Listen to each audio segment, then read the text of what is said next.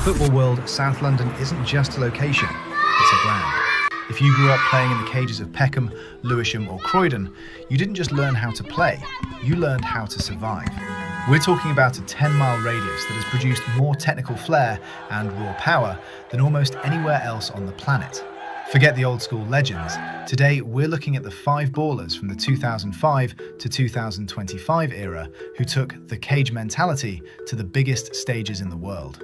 We start with a player who proved that South London grit can conquer Europe. Fikayo Tomori grew up in the Woolwich and Gravesend area. He played indoor football at the Waterfront Leisure Centre in Woolwich with friends in southeast London before later refining his game at the famous Chelsea Academy. But when he didn't get the minutes at Stamford Bridge, he did the most South London thing possible. He went abroad and took what was his. At AC Milan, Tomori became a Scudetto winner, using that explosive recovery pace and aggressive 1-versus-1 defending that he learned on the local pitches. He isn't just a defender, he's an elite athlete who treats every tackle like a battle for the estate. Next up is the man from Catford, Joe Gomez. Long before he was winning Premier League and Champions League titles with Liverpool, Joe was a standout at the 10MB Academy in Lewisham. Gomez represents the hybrid South London profile. He has the physical power of a heavyweight boxer, but the composure of a midfielder. In an era where teams play a suicidal high line, Gomez is the ultimate insurance policy. His speed and reading of the game were forged in the cages, where you have to be fast or you get exposed.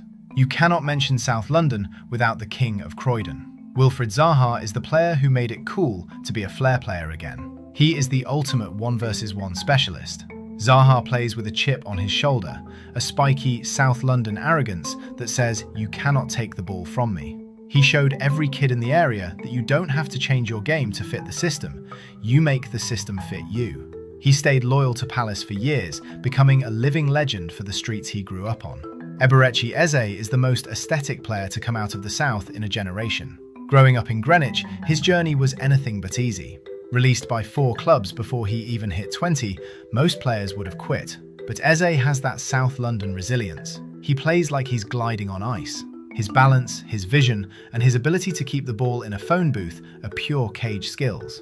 In 2026, he is the benchmark for what a baller looks like. Unbothered, untouchable, and unbelievably gifted. At number 1, the boy who changed the game for everyone, Jadon Sancho. Born in Camberwell and raised in Kennington, Sancho is the poster boy for the Cage to Champions League pipeline. He was the first to realise that the skills learned in South London were a global currency.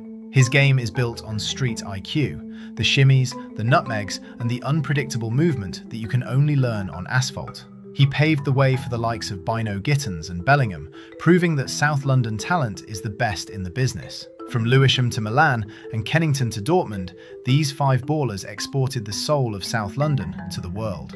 Who did we miss? Is Reiss Nelson or Tammy Abraham clear of this list?